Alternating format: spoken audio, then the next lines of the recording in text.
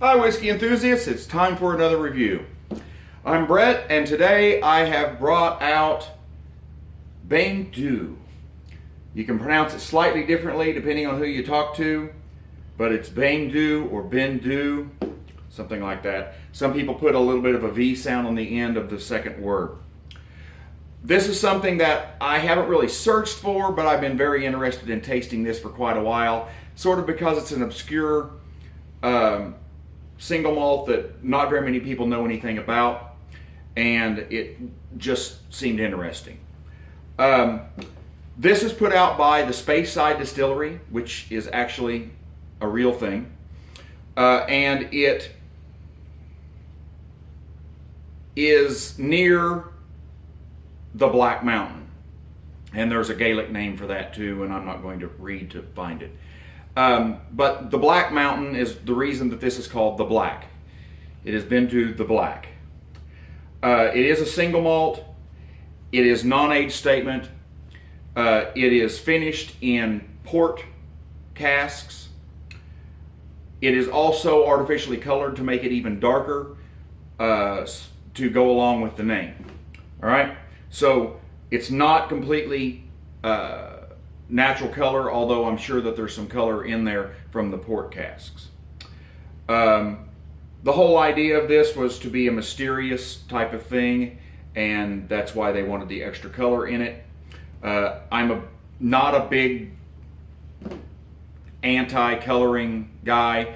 There's lots of distilleries that use coloring regularly. Lagavulin and Aberlour, and a lot of the major distilleries color. Bowmore colors. Yeah, it's nice to see the natural color of the product. However, there's a lot of people that aren't very educated, and they just, even especially Americans, because they're used to the dark coloring of bourbon with new casks, they just don't accept pale colored scotches very well. And so the coloring is really unnecessary for those of us who know, but for the masses, it's a selling point. It's just one of those things we have to deal with. It doesn't really affect the taste, so I don't get excited about it.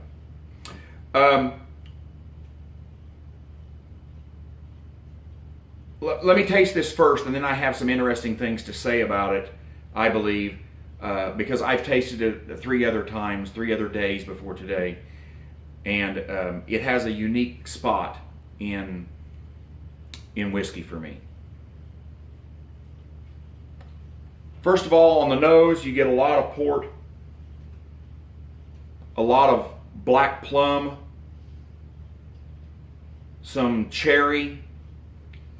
There's a gnat bothering me.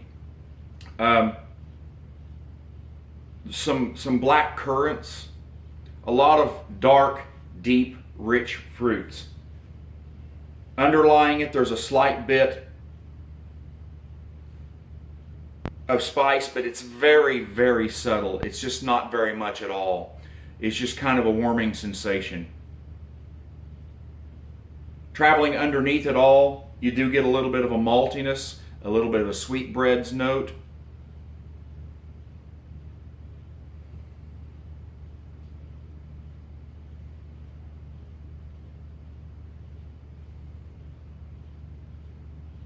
And all in all, you just get a lot of wine.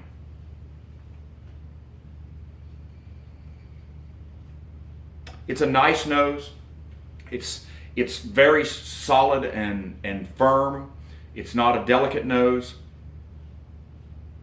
but it's not going to beat you over the head with something that is off-putting either. Let's see what it tastes like.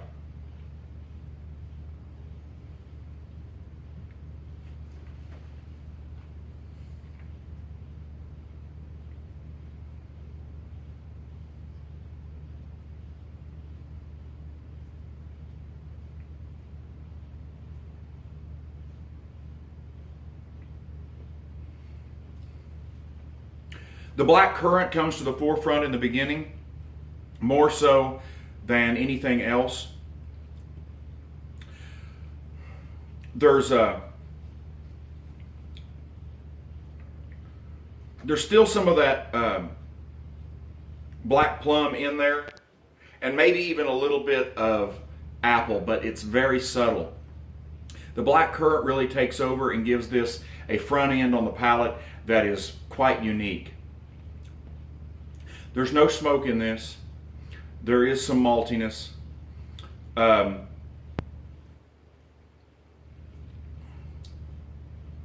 of the other things that is a little bit unique is that the fruit is very consistent from the nose over into the palate and throughout the finish.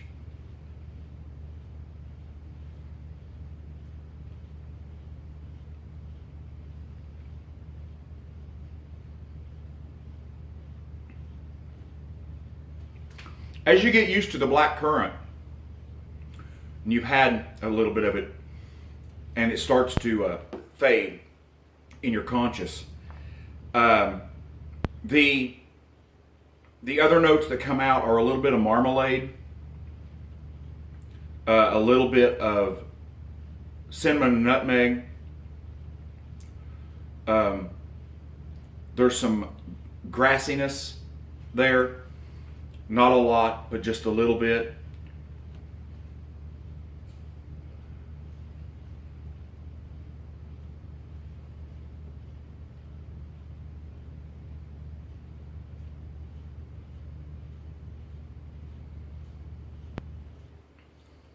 But the overall feel, all the way through of this, in the nose and the palate, is not of a red fruits. It's black fruits. It's very dark, and I can't call it raisin, which is a note that you get a lot. It's more of a currant. And I don't know how many of you have ever actually had currants. My mom used to make pumpkin bread every fall and winter that had currants in it, and it's very, very different from raisins. Now, the port wine influence carries over quite a bit into the finish, and you get a little bit of dryness on the finish.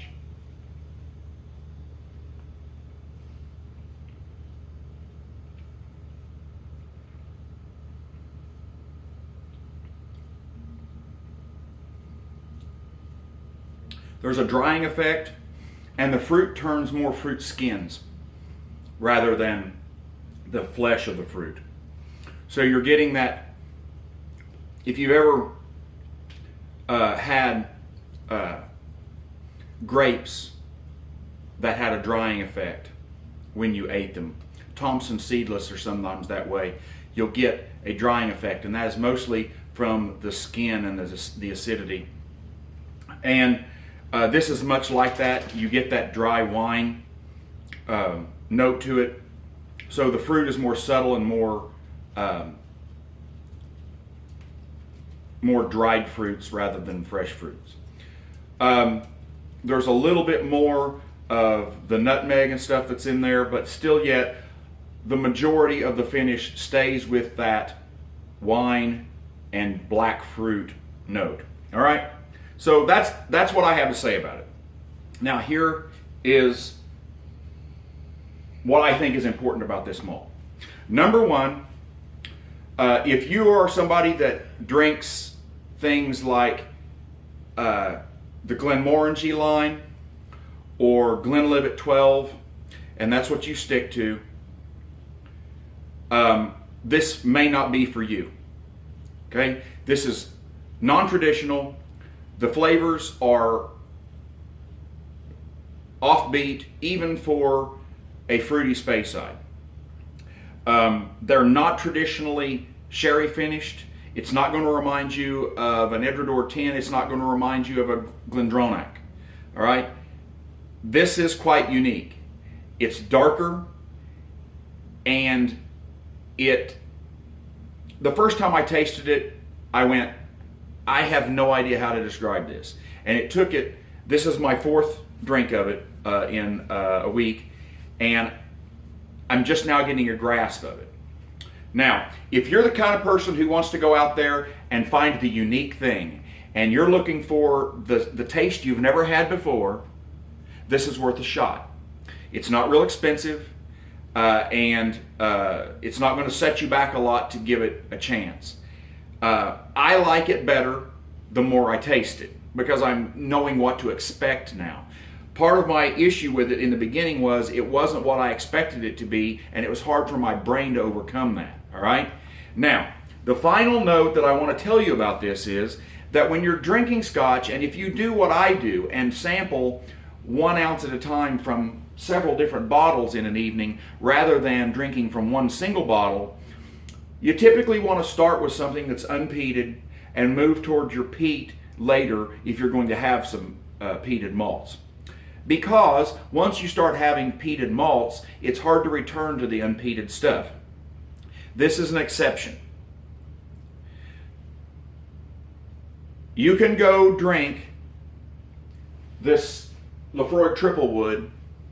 You can drink this Bowmore 18. You can drink this Lagavulin Distiller's Edition. And you can immediately pour this and drink it afterwards, because the flavors are intense enough and have their own identity enough that it will stand up. In fact, having this as a very first pour might not be the best idea. However,